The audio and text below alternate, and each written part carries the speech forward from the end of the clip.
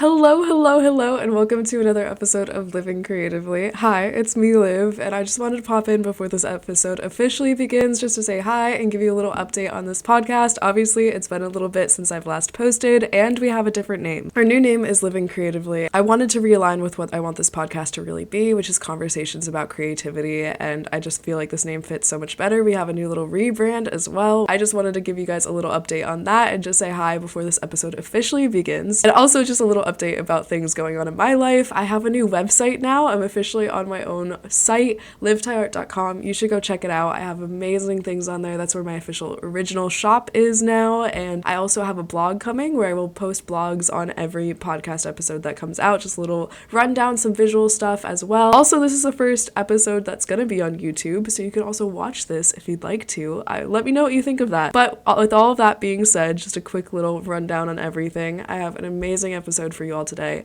We have an amazing guest named Hannah. She is a fabric embroidery collage artist. She does incredible work. I highly recommend you check her out. I will have her shop and her Instagram in the description below. Please make sure to go check her out, and I hope you guys enjoy this episode. Hello, and welcome back to Living Creatively with Liv Tyler. I'm your host, Liv, and today we're here with Hannah. Hannah is a artist. They do fabric collage on little hoops, and their Instagram is needle or thread, and they have a business selling these hoops, and they are full-time artists, and I'm so excited to have you here. Thank you so much for being here. Welcome. Thank you. It's good to be here. I just realized you get to see the chaos behind me. The hoops, actually. So I didn't clean any of that out, but No, whatever. I think it looks great. Okay, it's just thanks for having me. Yeah, thank you so much for coming on. I'd love to hear a little bit about how you got into fabric collage and kind of how that journey started. Yeah. So I have been, as most creative people, I feel like artists in general, I think most of us have dipped our hands in lots of different things.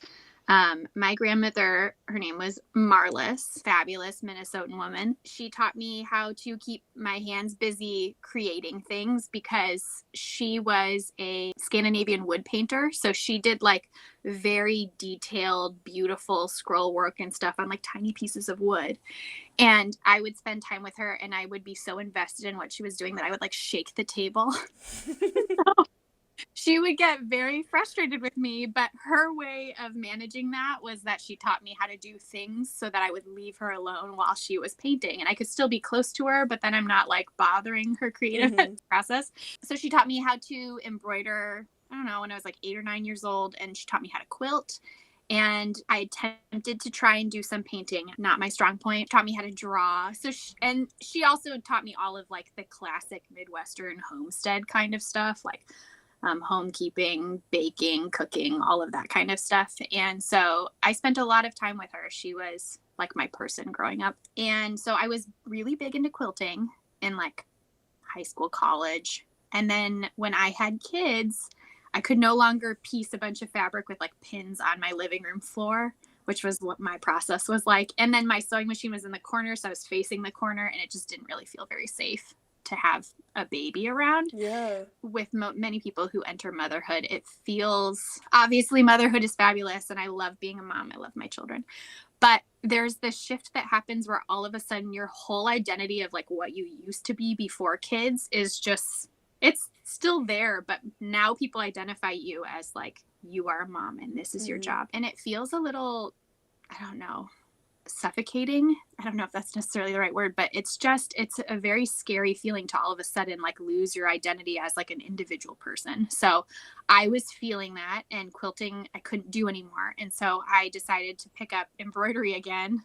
And I had still embroidered every once in a while, but I had all of this fabric. And so I thought, well, I wonder if I could just do quilts on a smaller scale. So I moved them to an embroidery hoop. And then a friend of mine encouraged me to start an Instagram page, probably a year into me making them. And I had been making them for friends and family and giving them away. And so I was very begrudgingly, I guess I'll make an Instagram page.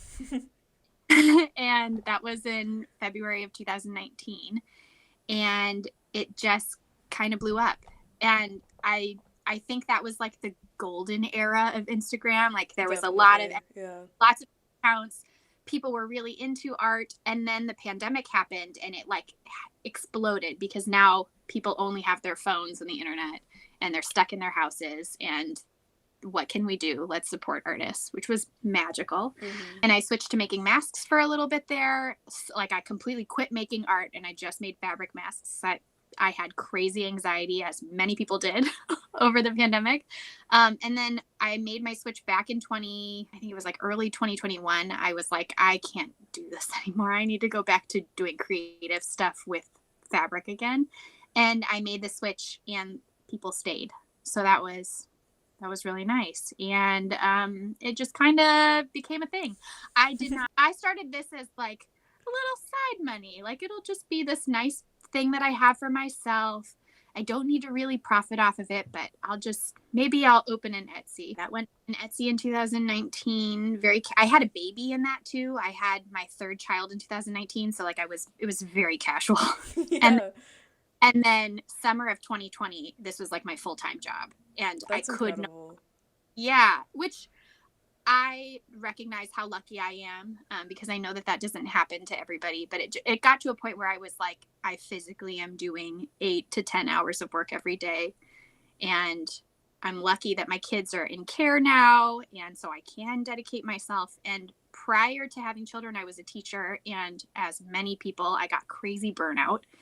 And the idea of going back after my kids were in care made me want to cry and throw up, which I don't think is what you are supposed to feel. No, I don't about think so. I loved teaching. Don't get me wrong, like I really love teaching. I miss teaching, but I didn't miss all of the other stuff that comes with it. And then all of a sudden this opportunity happened and here we are, and I'm still full-time. And sadly and I guess a little bit of a flex, I've been making more than I did as a teacher for the past couple of years, which I think says a lot about our education system. Because I don't think it takes much, but but I've been able to sustain myself and my family for the last couple of years. I think that's incredible. Like, Thank it's you. so cool to like hear about like how it just kind of all fell into place and kind of happened without like fully having like a plan or the intention of it becoming a business. I feel a little bad because when people come to me and they say like, hey, your business is doing well and seems successful, can you give me some pointers on how you started? And my reaction is like, I can give you some tips on things that I did, but also I mean, a huge aspect of that was that I started a page. I hadn't seen art like mine. There were a few other people that made fabric layering things in embroidery hoops that were kind of similar, artists that I absolutely love and adore. But I was like, I don't really think my stuff looks like theirs, doesn't feel like theirs. I feel like I'm kind of making my own name here. And I just think I made a niche and didn't know it. Yeah.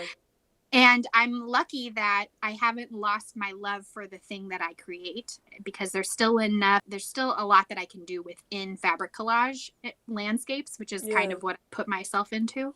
I don't want to ever really encourage people to niche down, but I do think that there are some beneficial parts to that, because people, then you grow a name for yourself. Like, people identify me as being someone who makes fabric collage landscapes. That's just like, if someone asks about me, it's not even embroidery. It's just that I make fabric collage landscapes, and I happen to do other things on top of it. But yeah, I want to help people starting their business, but I also want to recognize that it was a very organic experience for me, and I did happen upon some wonderful luck and just incredible support of family and friends. Because obviously, when you start a small business and nobody knows you, having hype people in your corner to like share your stuff and encourage other people to follow, that's how the beginning happens. And because I had made so many for family and friends beforehand and like didn't take pictures, I just gave them away as gifts. All of those people were just really wonderful, and word of mouth got around, and it just kind of happens. Like, I feel like that's like, I mean, I'm in business classes. Anyone who's listened to this podcast knows like how much I'm working on a business, but I feel like overall, like, especially when I'm learning from like business artists that have businesses, is like, you don't have any idea like how it's gonna happen. It just kind of happens, and like you can plan as much as you want, but it just like kind of falls into place when it falls into a place. And I think it, like, obviously it happens so quickly for you, but also sometimes it's a long game of like consistency and just like really working at it. And I think that's like what weeds out so many people. But when you're Yes. creating, like, I could never imagine not creating, so why not just continue Yeah. just to see what happens? It is truly, I do think a huge part of it is just having the stamina to fully believe in yourself. I think a lot of anybody who's starting a small business, it's really easy to get discouraged, especially in today's social media climate. Like everybody doesn't have the same reach as they used to and the same visibility because of algorithm changes on any of the platforms really. Like it's hard to grow like it used to be when like the boom of video, short video, right, like TikTok and Reels, when all of that started happening, it was really helpful for small businesses, especially artists. And it was still discouraging then. So I can imagine now it's hard to like commit to it. But I absolutely agree. I think being consistent and showing up for yourself, either by posting like you have to be consistently posting, and you have to just not give up on yourself, which is so hard. You just have to be like, my stuff is good. People want to see my stuff. I was given the ability to create for a reason, and it's my job to create things for other people to see and bring joy to their lives. Like, you just have to believe it. I do. That's a big part of it is mindset, right? Like having a growth mindset. And I guess I'm a huge optimist, but I just believe that if you keep believing in yourself and showing up, that good things will happen. Yeah, no, I completely agree. I love that perspective. I mean, there's some business savvy stuff in there, but you know. Yeah, there is. I don't know, maybe I'm just bad at the business side, but like from everything I've learned from like business professors, like I'm planning as much as I can, but like you have to drive like the real success of it, like getting yourself to those KPIs or whatever, but like also you don't know if you're gonna hit them. Like you really don't. So it's a lot of like managing your expectations, but also knowing you're completely capable of doing whatever you want to do. But it takes time and it takes effort and consistency. And again, like it just kind of goes back to like, if you really want it, you can get it. It just takes some time. Yes, 1,000%. I mean, I think it's really beneficial to go to business school. It's really beneficial to learn about all of the mechanical stuff that happens and the finance background stuff. Finance and like is like the most legal important. stuff. Yeah, that's like the most important part of like really learning business, I think, because not a ton of artists understand it. That stuff is like super intimidating, but I also think knowing that it just takes one person who like really loves your stuff and hypes you up that will open up doors. Yeah. It just takes like one or two little things for it to spread like crazy. Virality, while it has some negative aspects of it, it can happen to anybody. Like that's the other beautiful part about the internet, and having that as a free tool. I mean, it's awful in a lot of ways, like being stuck in a social media machine, but we don't have to take out ads in newspapers anymore. It's not, that doesn't do anything. I guess maybe on radio you might be able to take out if you're trying to reach a local, but the reality is the internet and social media platforms are how you advertise, and you don't have to pay for them. The possibility, if you show up for yourself, is really, I mean, limitless, which is amazing. That's an interesting perspective too. Like I like what you said about like virality and how it can happen to anybody, because all of us like feel sometimes like we're victims to the algorithm, and we obviously are, but also like you said, it can happen for anybody, and that's like a really amazing thing because it is kind of just like a level playing field almost, where like everyone has equal opportunity to go viral, and it's really just like, and yeah, it's a lot of it's chance and you can plan for it, but still like you really have like more opportunity. And also like you don't have to pay for ads if you don't want to.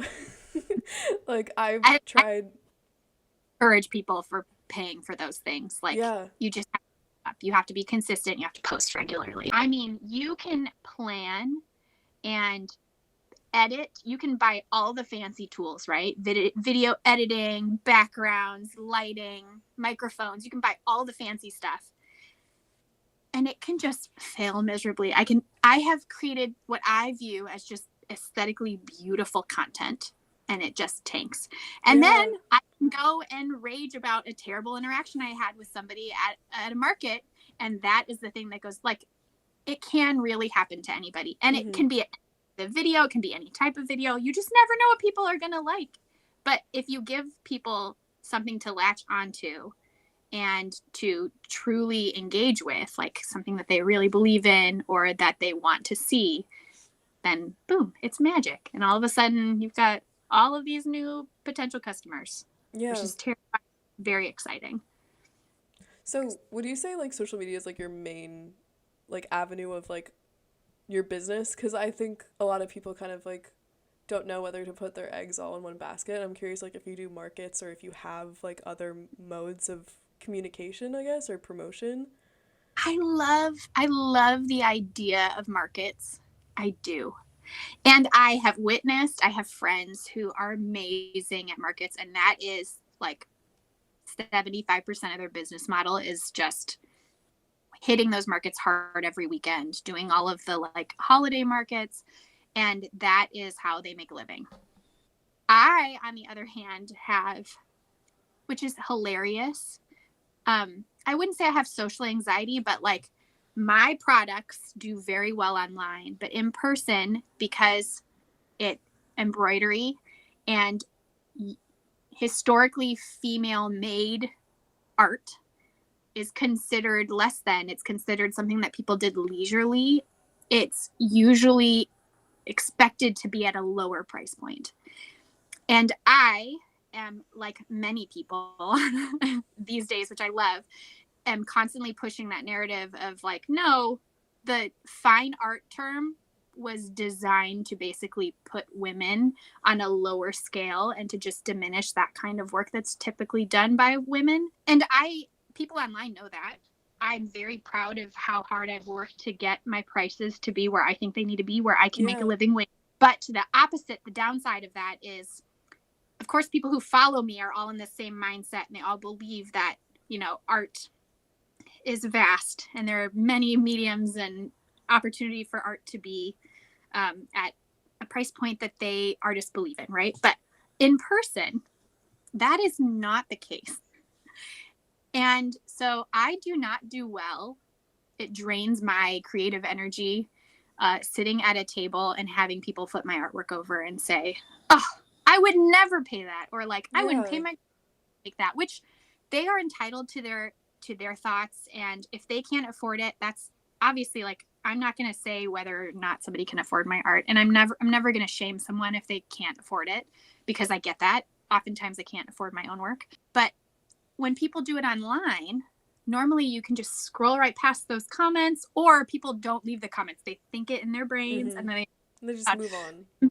Yes, but in-person markets, it's very fascinating how like emboldened people get, like to just say what they think. And I have 3 kids at home, and so for me, it's like my weekends are sacred time with them. And so if I'm going to be, for me, the other part, and this is a business savvy thing that I think is hard, especially for small businesses that are starting out, because you think it's the visibility, it's building community, that's really great. Which is perfect. Like, yes, do a market. Sign up for a market. Maybe 2 if it feels profitable. But most markets have a fee, a booth fee of some kind, or they take a profit from like a percentage, right, of your sales that day. And I don't think many artists will pay themselves an hourly rate to be sitting at their booth. So in my mind, and again, I understand the visibility and the community building is a big part of it. And if you think that that is worth it, that's great. But for me, if I wouldn't pay someone else $15 to sit in this booth for the 5-6 hours, if that amount of money I didn't make in sales, for me, it's just not worth it to sit out and do that. And because my stuff is at a higher price point, it's just not very likely. I mean, I offer prints and greeting cards and stickers, and obviously I do make sales on those, but it's just never been worth it for me to do those. I still pay to be a part of a local market, the Whitaker Community Market in Eugene. I absolutely believe in it. I believe in the people that run it. I believe in the community building. So I still pay that like yearly fee to possibly vend there. Oh, wow. But that's really cool. Just because I've vended, I think, once a year because I believe in the market and I love the idea of it. It's just not as beneficial for me. Yeah.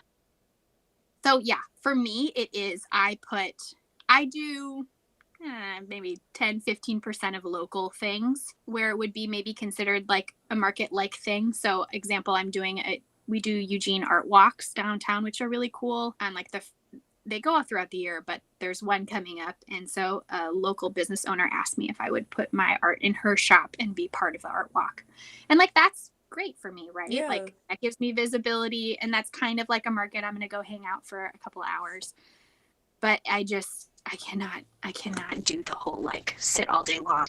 I lose all, and I'll sit and like work. So I guess it's not lost time, but it just sucks all of the like creative energy and like my belief that like in myself, that just like goes out the window which is hilarious because I highly enjoy interacting with other people. I am an extrovert. I was gonna ask if you're an introvert or an extrovert. I'm so extroverted. I am, I mean, as most people know, like I will make posts and be like, does anybody want to talk to me? Hi, I'll be your friend. I mean, that's how we met. Like, yeah. And I do it in person too. Like if there's an artist that's nearby, I'll like shoot them a message and be like, hi, I want to meet you and like get to know you because you're part of my local community. But markets just aren't it for me.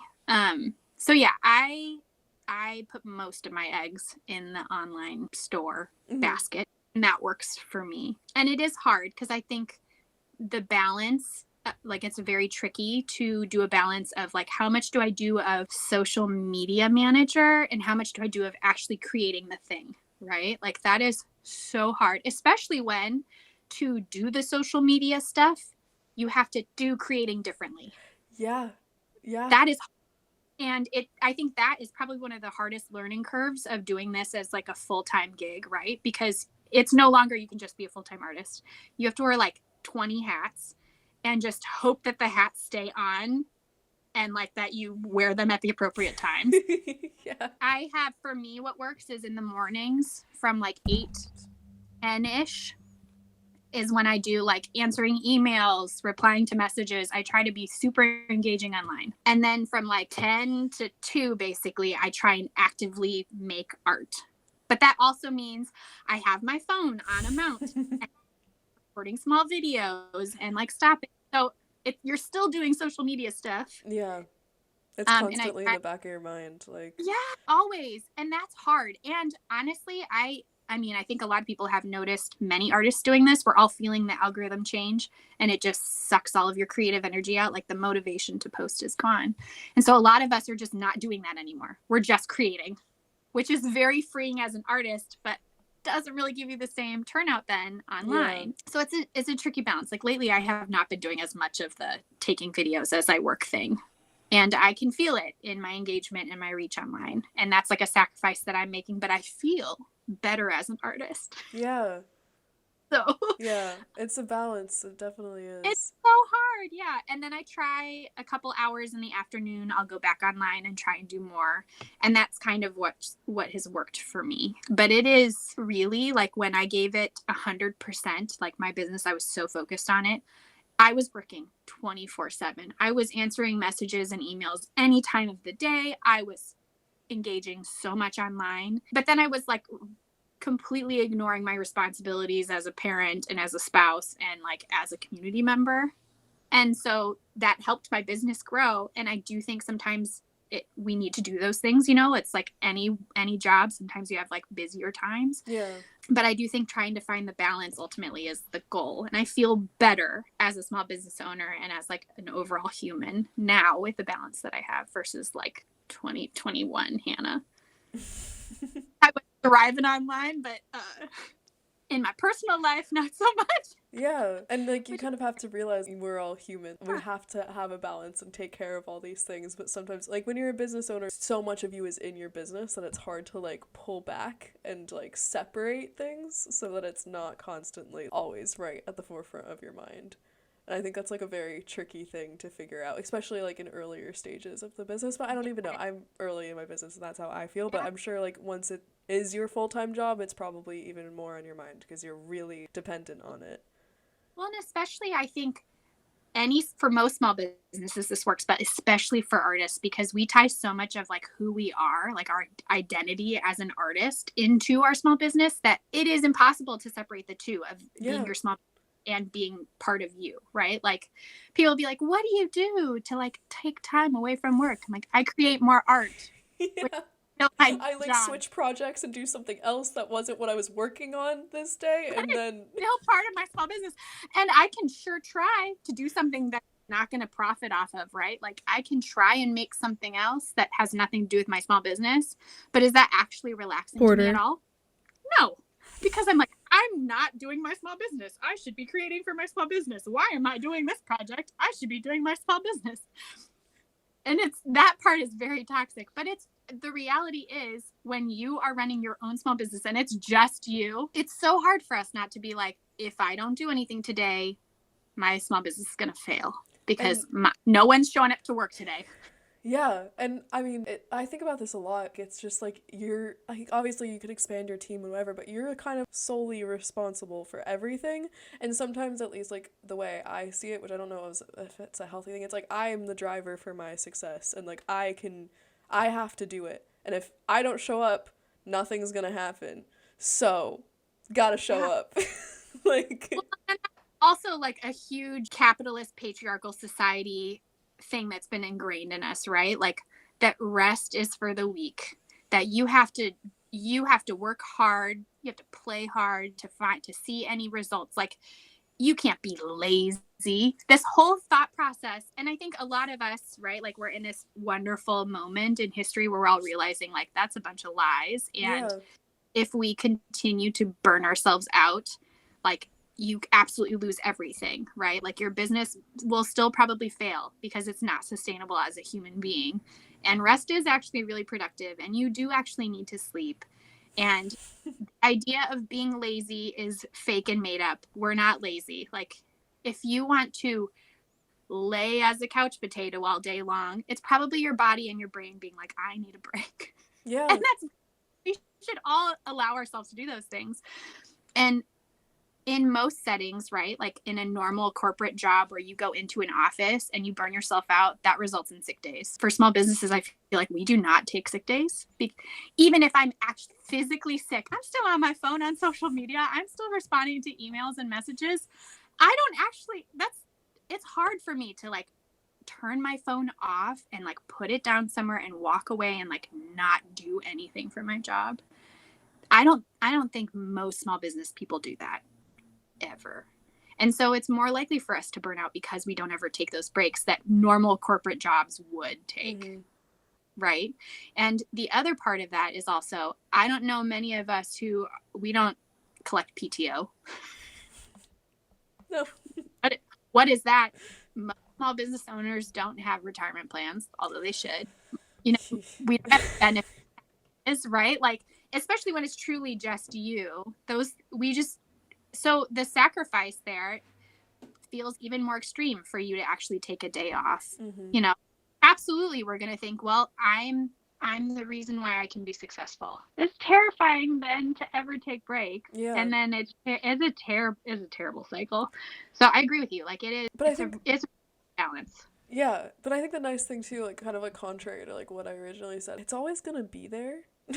And like I feel like that's a huge lesson I just learned because I had like an injury in my hand and I like literally couldn't create for like a month, and I'm finally out of it. I'm feeling better, but like I've had to rest. I had no other choice. So it was like out of necessity, but it was like kind of like re-ingraining in my brain like how important breaks are, and like that it's okay, like the world isn't ending and I can pick back up where I left off. And yeah, it might take a little adjustment period to get back to where I was before, but you can always get there. And I think like there's a big fear of the world's happening around you and you're not involved in it, but everyone's on their own timeline and on their own like journey, and it's okay to pause, because that's a wonderful thing about a business and like being self-employed or whatever. Like you choose the journey almost. Yeah, it is a beautiful thing that many of us will say that's why we have a small business in the first place, right? Like we all talk about like I'm my own boss. I get to be the person that manages all of it, but then we don't actually take advantage of those really beautiful things. Yeah. being in a job, you know, a 9-to-5 job where we have to clock in somewhere. Yeah. Yeah, it is. It's a hard, that's the, probably my like number one advice is like, you have to find the balance because like you said, because the internet's 24/7, it does feel like you're getting left behind. And when follower counts and like clicks and comments are like what we strive for, right? Like that's been programmed into our brains because that's how advertising works now for anybody with a small business. That's like, it doubles down why we fear taking breaks because, oh no, I lost 100 followers because I didn't post for 3 days. When the reality is like, You could have lost them anyways. I don't know. Like it's hard. It's like I get it. It's a tricky thing to figure out. you have to have the creative energy and the artistic talent, right, to be able to make it. But then the other side of it is also that you have to be like emotionally responsible with all of the management of like anything that goes on with your small business. And that means like recognizing that we cannot be on 24/7. Yeah, because it's just not sustainable. Like what's the saying? Like it's a marathon, not a sprint. Like you have to figure out how to pace yourself. Especially if like this is something you want to last forever.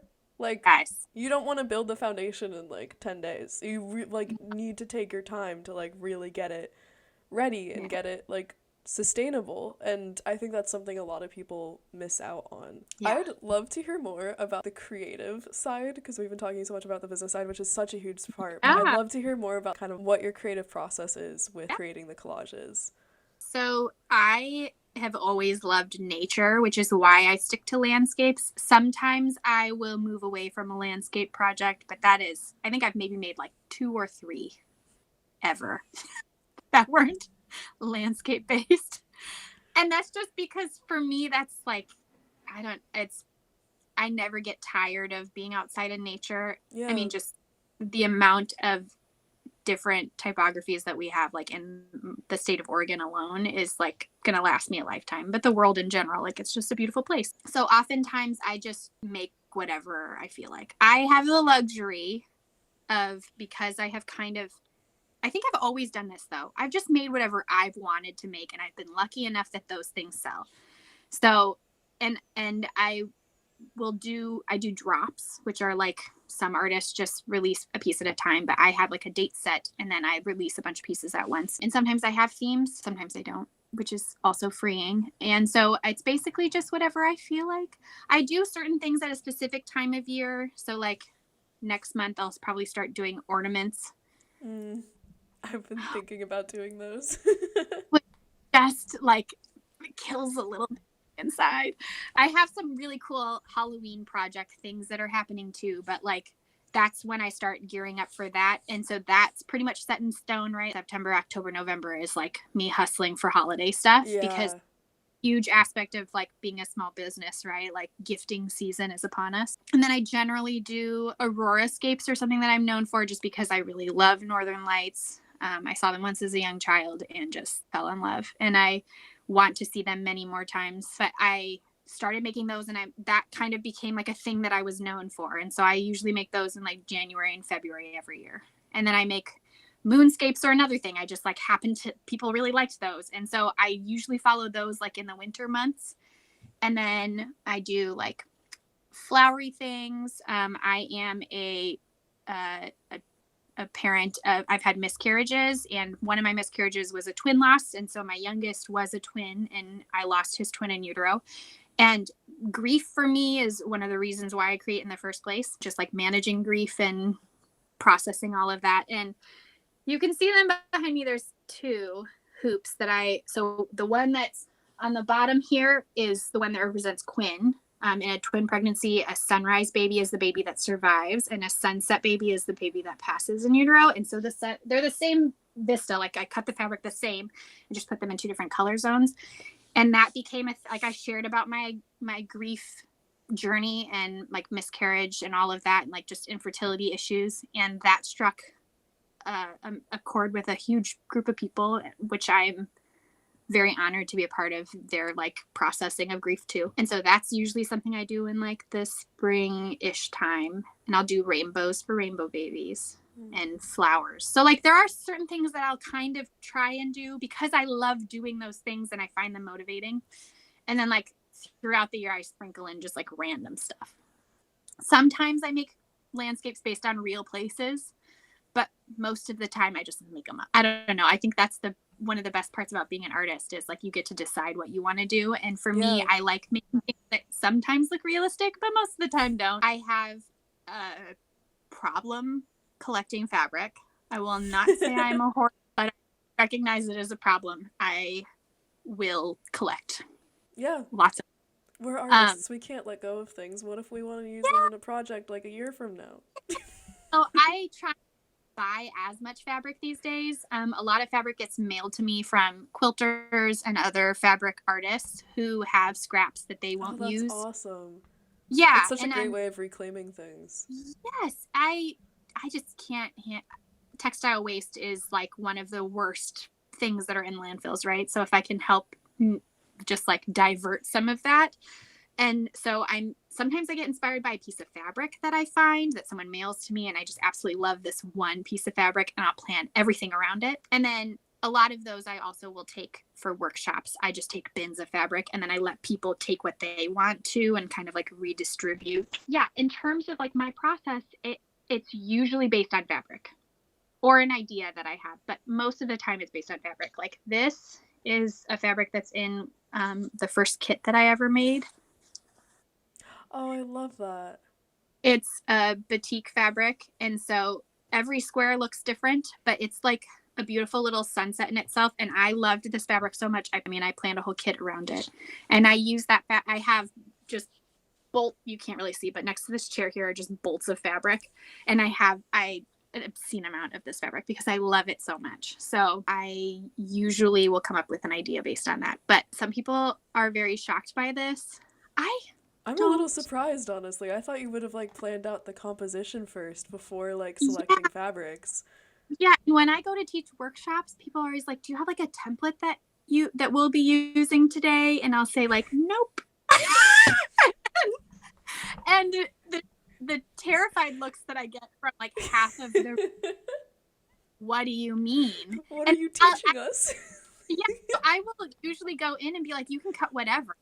And I'll help you if you have a landscape idea or if you need a template. Like I do have a couple that I will bring with me of just like generic, but I do not plan any for the most part. The Summit of Eugene one, I like really plan that. I looked at pictures and like cut based on those pictures. Okay. But no, the majority of the pieces that I make, I pick up the fabric and I just cut. I love that. And then I just layer them together and it just works. And I think maybe that's just like maybe part of the special thing about me. Like I know that other people can't make what I make necessarily because it just happens. Yeah. I really like that. Yeah. Yeah. It's a very shocking thing to most people that I don't plan things. I mean, obviously I'm a little unhinged in that way, I guess. I like to keep people on their toes. Yeah. I think that's for a lot of artists.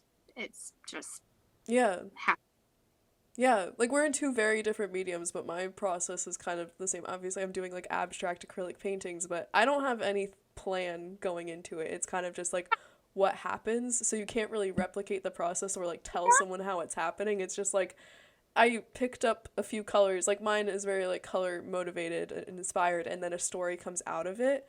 And so it's just like, it just kind of happened. I don't know what to tell you. Like, I did not go in with any, like, intentional thoughts. It's all just kind of, like, intuition and, like, creativity. I mean, I think that's just, especially for abstract artists like yourself, especially in paintings. How cool is that people get to see, like, a little, basically it's like a little time snapshot of your soul and, like, your vision.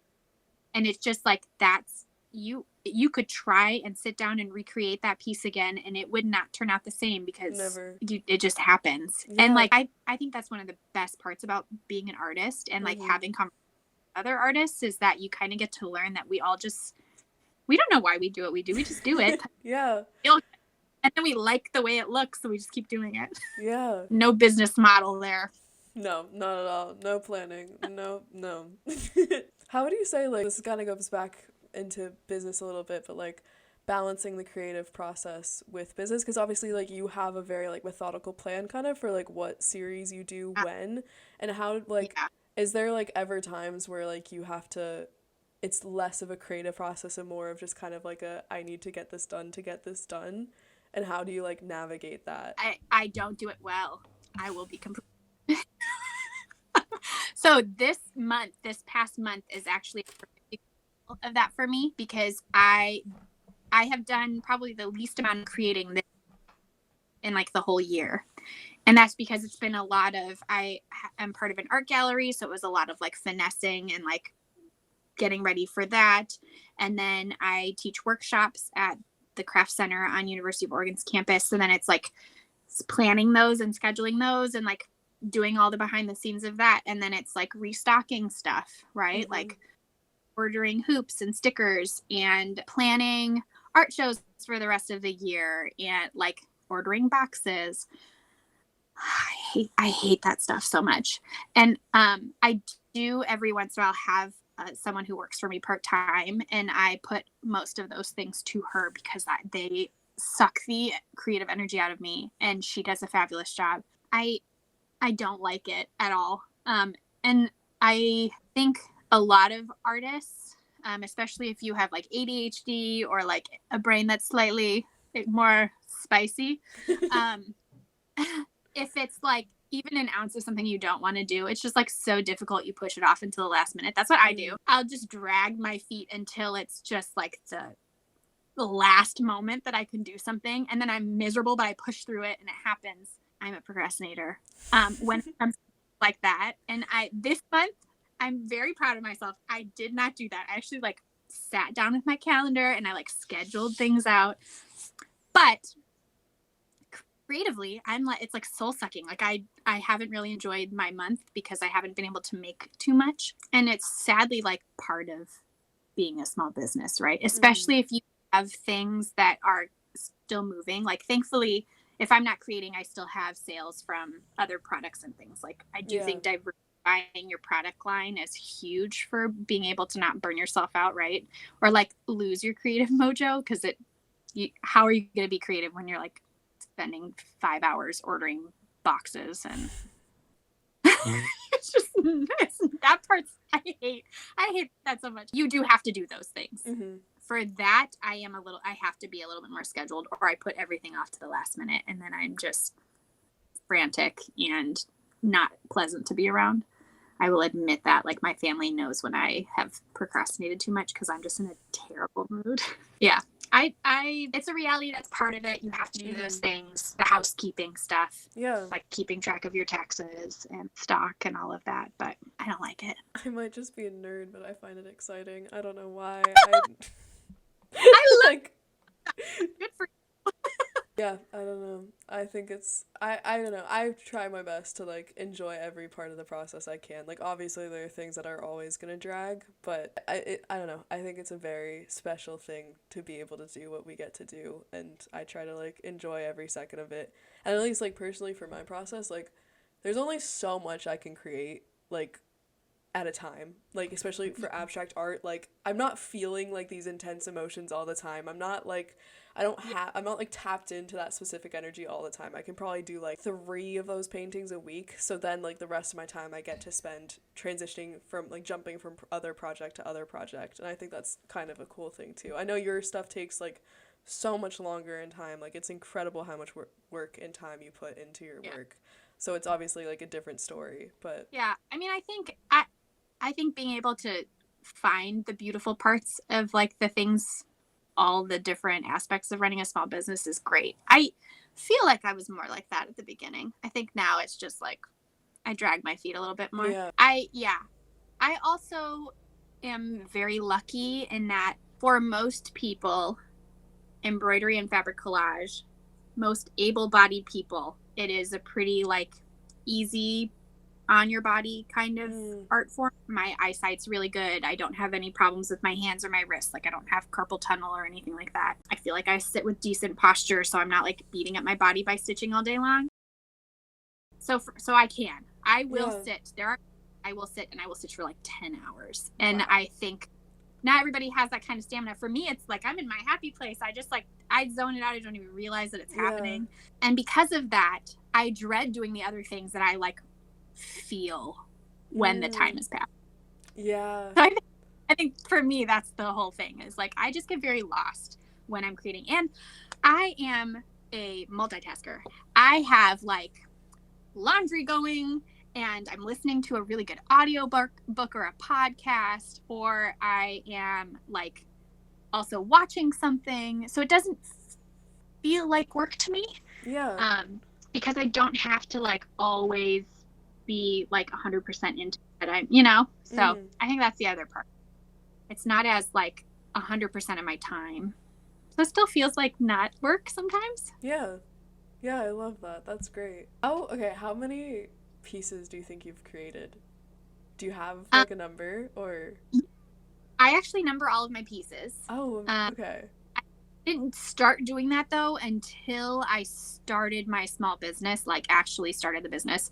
And I don't think I wrote the numbers on the pieces until like 2020. But I had them. I have a book that my beautiful friend Holly of Datura Stitchery, she embossed it, and it's a Datura flower. That's so cool. And so these are all pieces I've made. Wow. I cross them out when I've sold them, but it's got like the name, the size, the price, the number, all here. And then I have a spreadsheet on my computer where I put down who bought all of the pieces, so I can like keep track like where all my pieces are and everything. And so as of the numbering system, I have made 552. I was not expecting that number in 3 years. Not even. That's incredible. Well, I've had my small business for 4 years. It'll be 5 years in February, but I didn't start counting them until like 2020. So it's more than that, but that's incredible. It's more, so I probably made closer to like 700 pieces, because I made a lot of pieces before I started my business, and like, but recorded in computers is 552. That's amazing. Yeah, which is fun to like look back. If I look at like some of my very first drops where I priced my pieces, and I see, wow, that was really cheap, what you just sold 7 hours of your life for. But it's all a learning process, and I've grown as an artist, and so of course like how much I pay myself has grown and all that. So but I keep track, and it's super fun, and I highly recommend to all artists to keep track. If it's just like, I rarely name my pieces. Every once in a while I'll give them a name, but mostly the name is just whatever the number is. It's a really fun way to kind of keep track of like how you've done. And I have stickers that go on the back of my pieces that say like, I sign the back, and then I have like the number, and it has my logo. Oh, that's awesome. And this is an old logo, so people get like my old logo on the back, but so then they get my signature and then the number and everything that's on the back of the piece. So that's really they cool know. To see. Yeah. I think kind of as the final question, what has been your biggest blessing or like takeaway from this journey of yours? Number one, it's the community. Hands down. It can, especially during the pandemic, like how lonely we all felt. And just again, social media has a lot of downsides, but the positives are way worth it. Like, that's why I'm still on social media. I have made like lasting, lifelong friendships with people that I would have never met if it weren't for the internet, and just supporting each other. Like, how cool it is to just be part of a community that just like hypes each other up, that just like believes in you and like looks forward to telling you that they believe in you. Like, that is a very empowering feeling as an artist, especially when you're starting out, right? Like, having just that little bit of validation from other people that you admire and respect is like so motivational. Yeah. Vika, for example, Vika Space, we would have physically never. She lives in the UK, and now we've met in person twice now. Like, and I look forward to many more times that we get to spend time together. And I mean, we would have never met if it weren't for the internet. No, it's incredible. That is my favorite takeaway, and I will never stop telling people about how awesome it is. And it kind of can seem a little silly, like a lot of my friends are online. I met them on Instagram, but it's like, it's so cool. And to be able Yeah. to, I have so many people that I have genuine connections with that I've actually had like some in-depth conversations more than I would have with like my own family, you know, like it's so special. So if anything, people should be trying to put their small business online just for the community. I love that. That's amazing. Well, thank you so much for coming on. I really appreciate it. I will have Thanks. all of Hannah's information in the show notes, so please, please go check out her shop. Do you have a date set for the next release, or I don't. you I don't? Okay, probably, I will put it in if you have one before this show you're goes up. But thank you so much. I really appreciate thanks it. for having Thank you guys so much for listening or watching. I really hope you enjoyed this episode. I want to thank Hannah so much for coming on. We had such an amazing conversation. She dropped so much wisdom, and she's been so patient with me getting this episode up because it took me so long. It was really an amazing time. And again, Hannah actually just released a collection like the day before this episode comes up. So please go check out her work. I will have all her stuff linked below. You should definitely check her out. She has incredible work and so much knowledge to share, and she's just such a great person. So please go check her out. Again, thank you guys so much for being here. I hope you enjoyed. This was really fun to make, and I will see you guys soon.